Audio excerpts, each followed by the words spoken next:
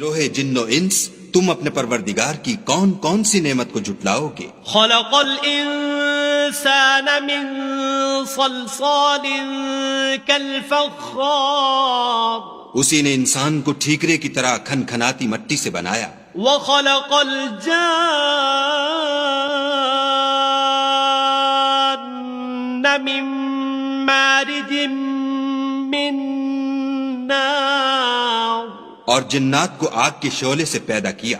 فبأي آلاء ربكما تكذبان، تو تم اپنے پروردگار کی کون کون سی نعمت کو جھٹلاؤ گے؟ رب المشرقين ورب المغربين، وہی دونوں مشرقوں اور دونوں مغربوں کا مالک ہے۔ فبأي آلاء ربكما تكذبان۔